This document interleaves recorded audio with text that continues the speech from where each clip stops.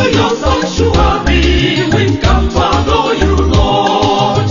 Into your sanctuary, we've come to adore you, Lord. In adoration and praise, we glorify your holy name. Into your sanctuary, we've come to adore you, Lord. In the name of the Father, and of the Son, and of the Holy Spirit, amen. May the grace of our Lord Jesus Christ, the love of God, and the communion of the Holy Spirit be with you all. My beloved ones, today is 6th day of September, being the 23rd Sunday in ordinary time of the church calendar. Our readings will be coming from Ezekiel chapter 33, verse 7 to 9. Our responsorial psalm will come from Psalm 95, verse 7 and 8. Our second reading will be coming from, let us report to the Romans chapter 13, verse 8 to 10. Our gospel message will come from Matthew Gospel chapter 18, verse 15 to 20. The theme of our message today is living in love. God created us in love.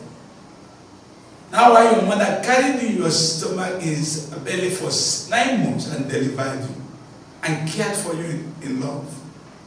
When you sin, God redeemed you with the blood of his only son out of love. When you die again, you will be buried out of love. And that's why God is demanding from me and you that we should live in love. And the basis of judgment on the lives will be based on this, on love. And that's why today is reminding us the need for us to love one another. And that's why he has to bring us certain occasions to make us to see the need to love. Prophet Ezekiel prophesies today, he said, thus says the Lord, I made you a watchman over the house of Israel. And when I warned you today, if I tell you anything to tell to some people, tell it to them like that. If I want you to tell a wicked man that is a wicked man, you must go and tell him he's a wicked man, so that he will repent from his evil ways and live. But if you fail to tell him, and he dies in that state, because eventually will die out of that iniquity, you will be held responsible for his blood. But if you tell the wicked man, thus says the Lord, you are doing evil thing, repent from it, and he repents, it's okay. But if you tell him and he refuses to repent and eventually dies in it, he will perish, but you will not be held responsible for it. You see, doing it out of love. So when you are admonishing people, you are doing it out of love. Anything you are not doing out of love is not from God. When you see somebody doing evil thing, remind him he's doing evil thing. God has made us centuries over this, over our brothers and sisters. Out of love. Collect every person out of love. Make them to know what God wants out of them. If they fail to carry it out, you have exonerated yourself from their sins and from their punishments. That's act of love. So when you see somebody doing evil thing and fail to do, you don't really love that person. Even if you tell him and his pastor, you are fight you, don't mind. You have done act of love to him. That's the one thing. And now why today, the gospel message, Jesus says, if somebody has offended you out of love, go to him personally. Tell me I offended you. If he still is sorry and he has repented about it, you have get back your friend, your brother and sister. But if you tell him and he will not accept, take 2 or 3 people to go with you, so that the evidence of 2 people confirming what you are saying, evidence of 2 people is enough. If you fail to listen to those 2 people or 3 people, report him to the church. And when you report him to the church and the church call him to order, he or she refused to repent, should be treated as a Gentile. Out of love. You follow every person in his fault in 3 stages of this. Do it yourself, you couldn't fail. Call people to assist you. Call the people of God to assist. And if you fail to, then you should leave him to his fate. Out of love. And that's why God said, anything you bind on earth out of love is bind in heaven like that. you lose out of love is losing in heaven the same way. And that's why I say, when two people gather together and agree on one thing out of love and ask of God of it, my Father in heaven will do it for you. Anything you ask out of love will be given to you because you ask out of the mind of God. And when 2 or 3 are gathered in my name out of love, for sure, he said, I mean, you are missed. The God of love is your midst. And that's why sometimes we make a mockery of our ecumenism. When people of different faiths gather together under the name of ecumenism, they didn't gather out of love. They gathered out of convenience or one manipulation or the other. God for sure will not be in their midst because they didn't gather out of love. And they can't agree on anything because they are disunited. So when you hear people say we are gathering Christianity, the denomination will pray until they deceive themselves. They are not gathering out of love because if they love each other, there wouldn't be division among them.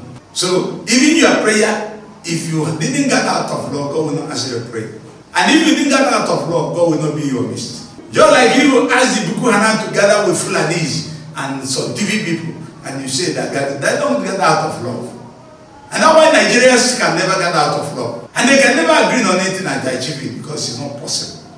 There is no love among them. So love is even the core thing about prayer, about relationship. And that's why Paul is telling us today to the Romans saying, the only debt you owe to any person is love. You don't pay any person anything except love. You are bound to love your neighbor as yourself. And he said, when you do that, you have fulfilled all the commandments because all the law: don't kill, don't fornicate, don't commit adultery, don't covet, don't give false witness, don't kill. Thou bordering on love of them. And love is only one thing that can never hurt your neighbor. When you love, you can never hurt your neighbor. And the love is fulfillment of all the laws. So when you are living in love, you are living in God. God is love himself, as John will tell us. God is love, and every person living in love is living in God. And that's why on the judgment day, on Matthew 25 verse 31 following, on the last day, God will judge you out of love because he created you out of love. And he will judge you out of love. I was hungry, you gave me food. I was thirsty, you gave me drink. I was naked, you clothed me. I was a stranger, you welcomed me. I was sick, you cared for me. I was in prison, you came to care for me. And he said, come, you, the faithful one of me, come to the place prepared for you before the foundation of the world. But people who didn't do it will perish up in hellfire. Because you rejected love, you were born in love, you were redeemed in love, you were buried in love, you cared in love, and you cannot show love. So the debt you owe any person is love. That's the debt. And God created everything out of love, nothing live for himself. God created everything on this earth out of love. The fan fans you out of love. You sit on pew out of love. You are inside the car and it drives you out of love. So when you fail to love, you are not even a being proper human.